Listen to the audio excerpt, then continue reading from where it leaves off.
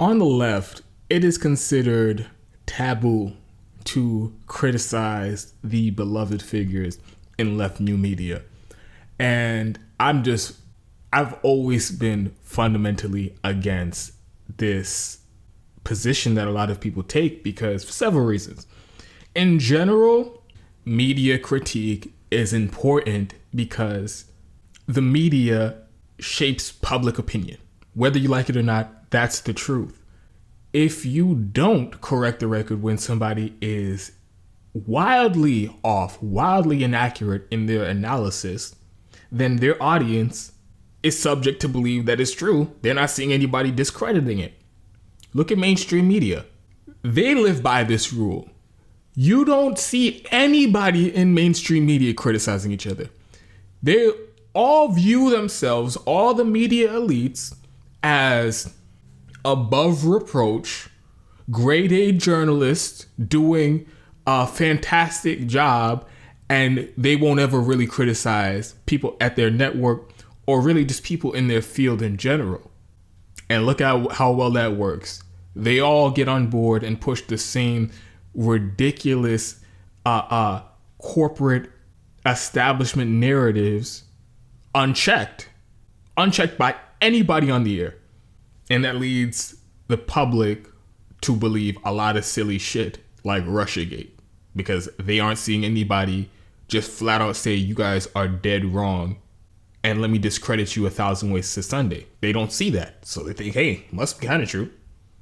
And the people on the left, people in left new media understand the importance of media critique because that's honestly one of the ways left new media got so big. They were counter to the narrative. They were calling out the bullshit in mainstream media. And people said, hey, wow, you guys really opened my eyes and showed me a new perspective. But when it comes to inside left new media, there's this unhealthy attitude of let's just avoid all dissent. Let's not criticize each other. Let's not promote, quote, infighting and be divisive on the left. And let's just all do our own thing.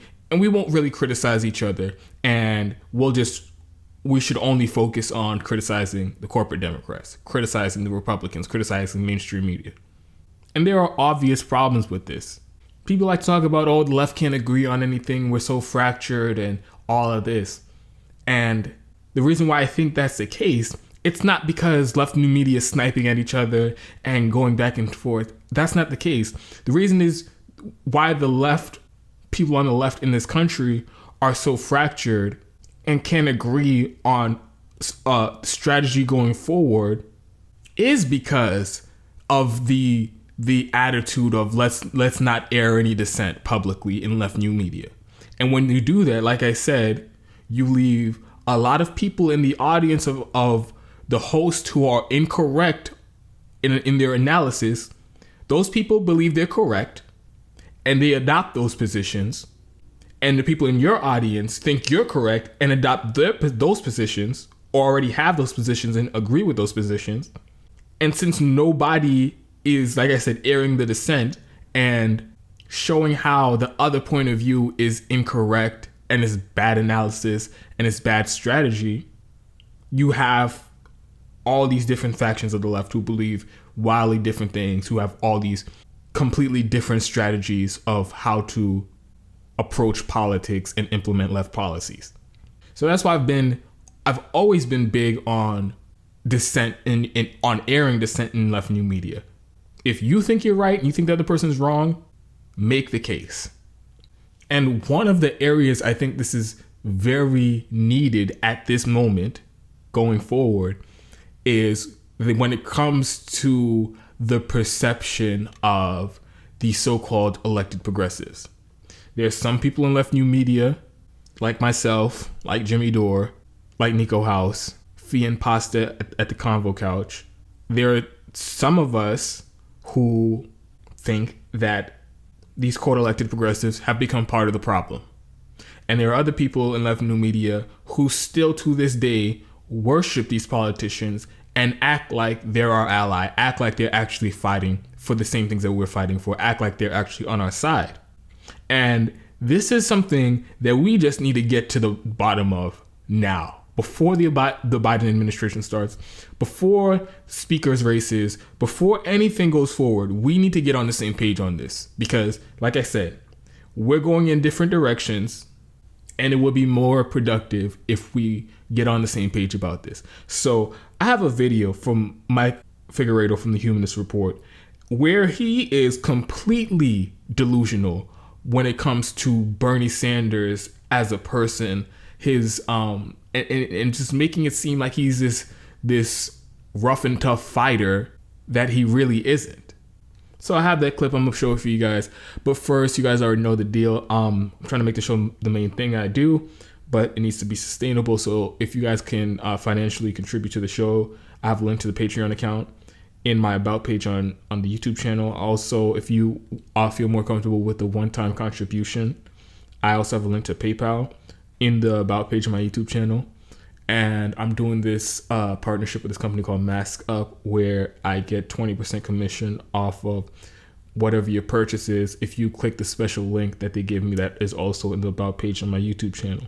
So now back to the story. I have the clip. It's about 1.5 minutes. And when you see it, you'll know why this just has to stop. Why this is just not productive. A productive message for people in left new media to be feeding their audience at this important time in history. So I have the clip. I'll play it for you. When we come back, I'll break it down.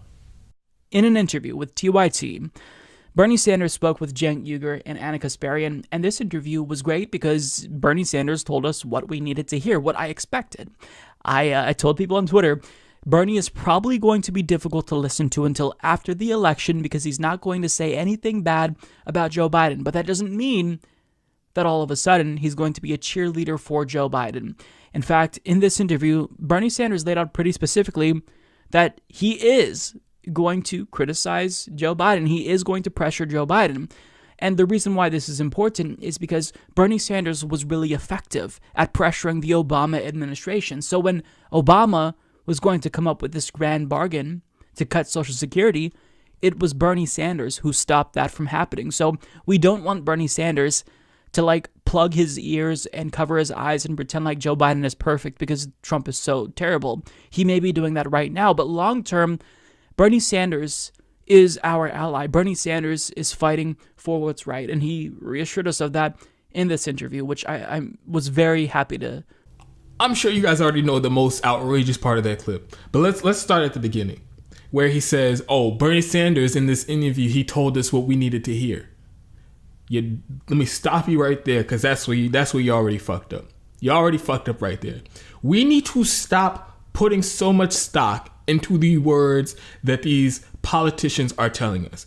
They all do lip service. They're all grandstanders. Even the ones that you like, even Bernie Sanders, even AOC, they all say they're doing shit that they're not doing to make themselves sound better. So I don't know why there's this. The left understands this when it comes to other politicians that we don't like.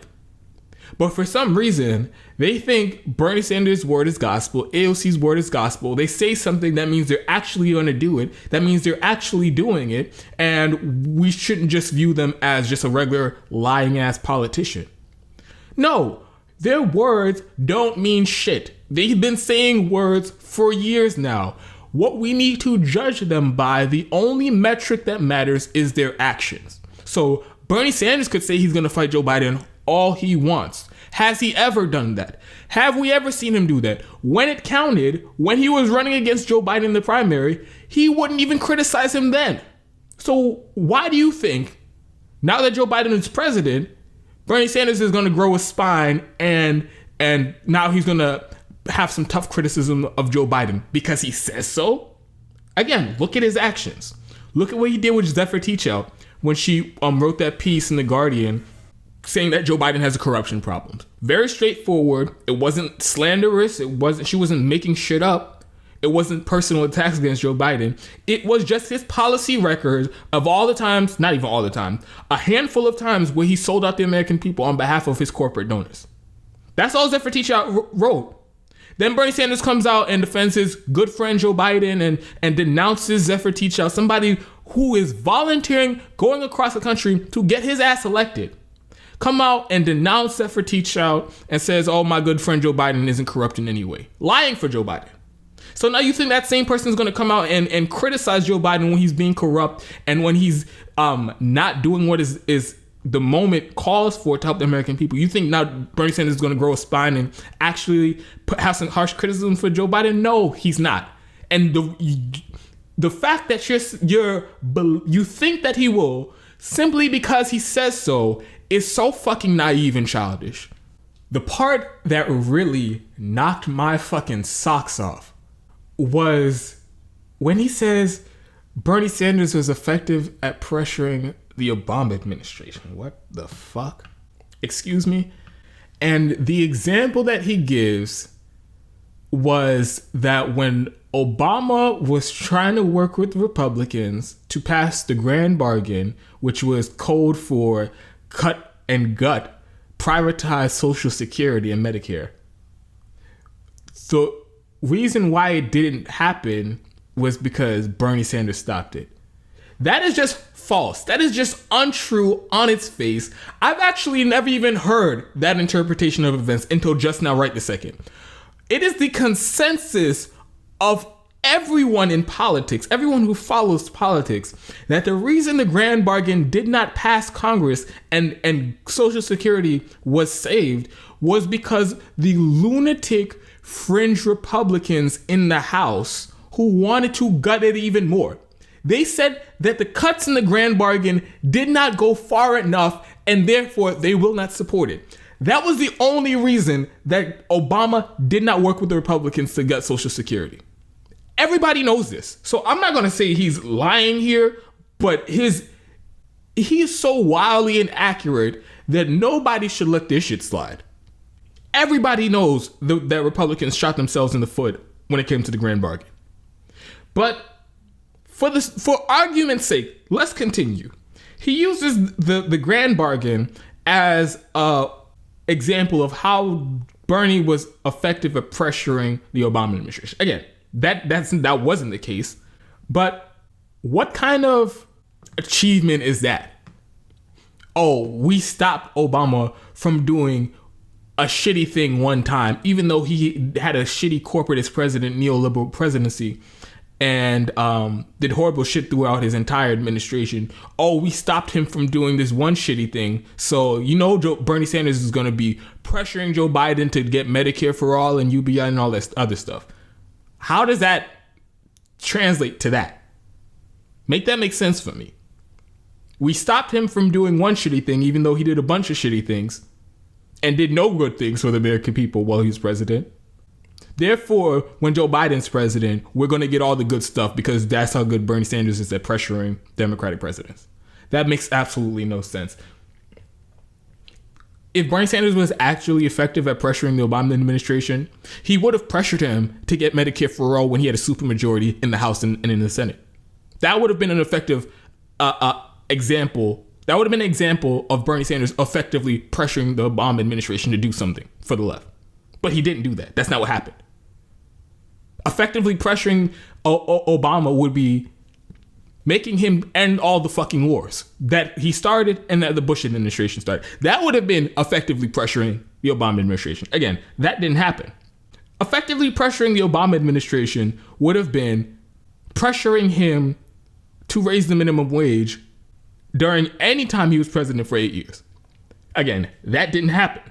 None of those things happened because guess what? Bernie Sanders is not effective at pressuring anybody to do anything. He'll give some good speeches, some nice interviews, make you feel good inside. But when it comes to doing the work of organizing and organizing direct actions and public pressure campaigns, Bernie Sanders is as ineffectual as anyone else. He talks a good game, but he doesn't do it. And we don't have to just look way back at the Obama administration. What has he done since this crisis started? Has he pressured a vote for Medicare for all? No, he hasn't. Has he pressured a vote for UBI? No, he hasn't.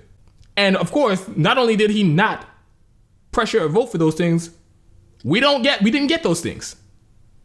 The only example I can give of Bernie Sanders, and this isn't me being fair here, the only example I can give of him pressuring something, pushing something through Congress was the War Powers Act to end the war in Yemen, which got vetoed by the president, which we all expected to happen. And that was the end of the story.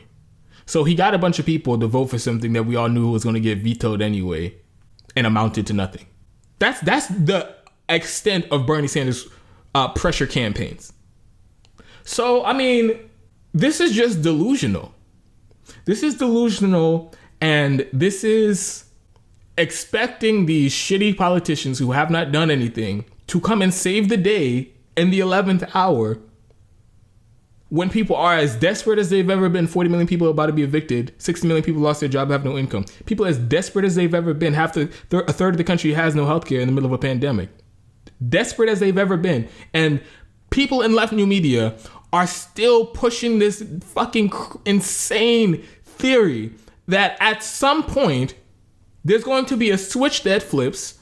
Bernie Sanders grows a spine, AOC grows a spine, all these Justice Democrats actually stand up to Democratic leadership and fight back and get all the good shit that they say that they've been promising this whole time. That is not going to happen. And I've been saying it on this show every chance I get. Direct action from the people and public pressure campaigns to force the hand of politicians to do the policies to bail out the American people. That is the only way that it's going to happen. Bernie Sanders ain't passing shit through the House or the Senate and getting Joe Biden to sign it. Joe Biden already said he's going to veto Medicare for all, even if it did pass the Congress. We need to give up on this idea that they're going to save the day. We just need to stop. They're all going to roll over. They're all going to be weak and ineffectual as they've ever been. They're all going to go along with whatever shitty corporate bailouts to get put in front of them to vote on. And they will be powerless. And they will be powerless not because they don't have the numbers to make an impact in the House or in the Senate. They're going to be powerless because they refuse to ever exercise what power they do have to get their way. They refuse to ever use the leverage that they do have to get their way. And that is going to be the case for the entire Joe Biden administration. All these progressives are going to roll over. They're going to lay in a chalk outline of themselves on the ground, and they will produce no results, zero results, just like they've been doing since they've been elected.